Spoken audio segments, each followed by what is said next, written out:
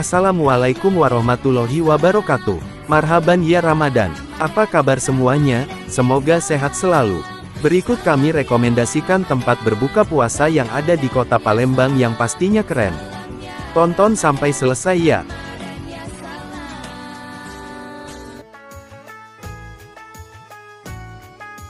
Kampung Kecil Kenten Palembang. Tempat makan restoran keluarga dengan konsep perkampungan kecil.